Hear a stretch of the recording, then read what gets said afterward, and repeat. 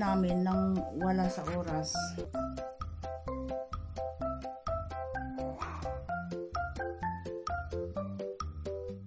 Hello po, so sana'y okay kayo dahil okay kami at okay tayong lahat. Wala po sa plano ang paglabas. Ikukwento ko sa inyo guys mamaya pagdating namin. So yun na nga po, naggagayak ang inyong lola na naman at nagsuot ng scarf, and then hindi nagustuhan, tinanggal, papalitan.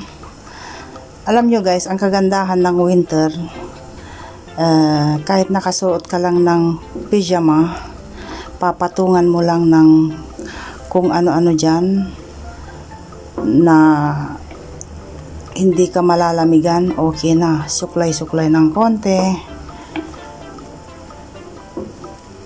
at magsusombrero. Pero hindi nyo lang alam kung ano yung suot ko sa pang ilalim guys. Naka-pajama lang ako. Okay na, ayos na tayo. Nakapag-lipstick na rin tayo pero light lang. Magsusuot ng boots. Light boots lang dahil hindi naman, wala namang snow pero malamig po siya.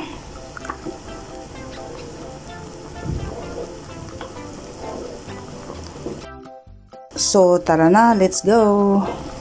Diyan si Lucky. So gaya nga ng sabi ko guys, pag ako'y namimili, para akong naiilang na mag-video. So nakahanap tayo ng spot dyan na paglagyan ng aking phone. So hindi ko napagtanto na ang pinaglagyan natin guys ng ating phone ay kuhang-kuha yung laki ng aking ilong. Ngayon ko lang napagtanto na ang aking ilong ay napaka luwang. Ang telephone ko dito guys, tingnan nyo dyan oh, nakabulsa ang aking phone, tapos ikot-ikot ang phone. So maituloy ko guys tungkol sa aking ilong. Noon balak kong magpatangos ng ilong. Alam niyo ang sabi ni Habi, ay huwag, sabi niya, dahil pag pinalitan mo yung shape ng ilong mo, hihiwalayan kita.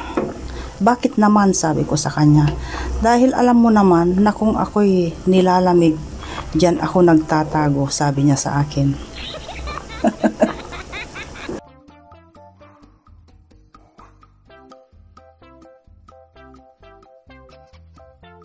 Nandito na tayo, home sweet home. Oh, pangbahay, tingnan nyo guys, pangbahay yung aking suot dyan. At dahil sa makapal na jacket na isinuot ko, hindi kita. So ayun, nandito na tayo guys. Sandali po. Nandito na naman ako sa favorite spot ko. Dito sa bed. Dahil doon, maingay sila. Yun, nagliligpit na si Jessie. Ikaw na ang magligpit dito, sabi ko sa kanya. Dahil hindi naman marami. Kunti lang yung na bili namin nang wala sa oras. So, ikwento ko nga guys ang nangyari. Nakakatuwa kanina. Wala po kaming balak na lumabas. Natawa ako sa ating tatay dahil sabi niya, halika lumabas tayo, maglakad sa baba.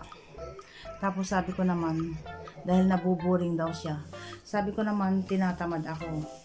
Tapos nag-umpisa na siya, parang parang batang nangungulit ba guys.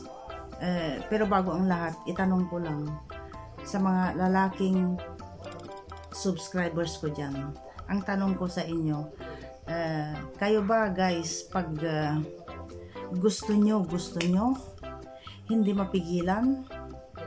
Alam nyo na ang ibig kong sabihin. Dahil ang nangyari, itong si Habi nga, niyayaya niya akong maglakad. parang censored na yata itong usapan natin. Anyway, kayo na ang bahalang umintindi.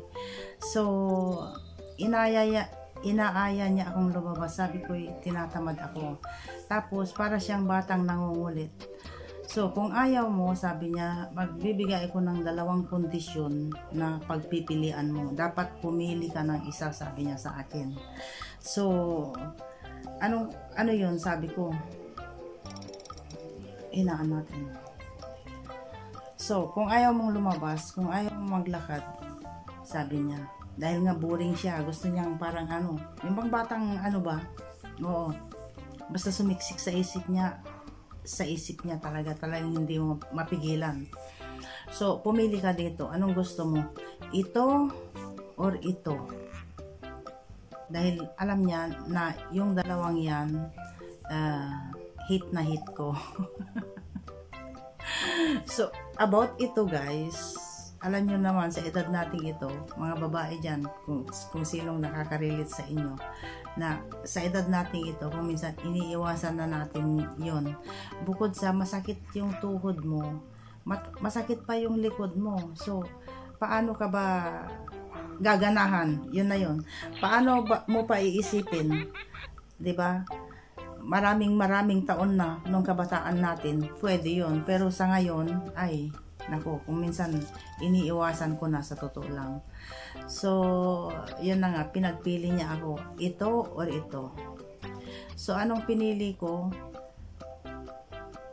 Nagmadali na lang akong nagsuot ng damit para mamili.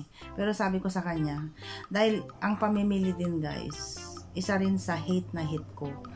Noon, nung kabataan natin, yung bang, sige, shopping dito, shopping doon. Pag nakaamoy ka ng pera, bibili ka ng mga bagay na hindi dapat bilhin, di ho ba? Sa ngayon, ang iniisip ko na lang, yung bang bibili ako ng yung ikabubuti ng aking kusina, yun na yun.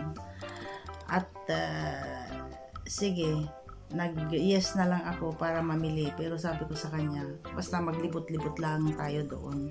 Hanggang sa, to pass the time ba? So, ayun ang nangyari guys. Nakakatuwa. Nang dahil sa kanyang, sa kanyang 2 choices na dapat magpumili ako ng isa, yun na lang ang pinili ko.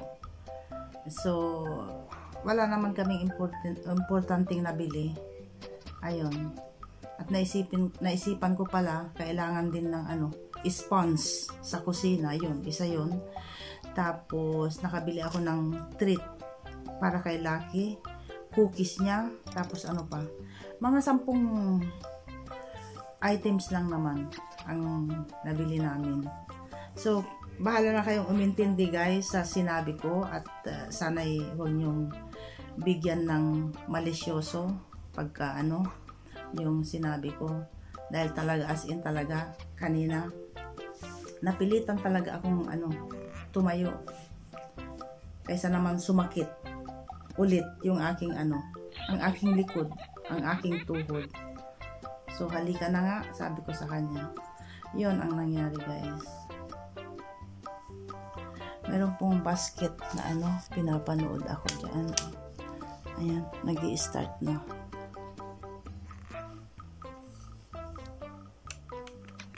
Siguro tapos na rin si Jessie.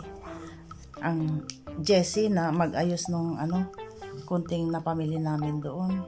Tsaka mga sitsirya din ng mga bata. Tapos bumili ako ng aking cookies digestive. Yun guys.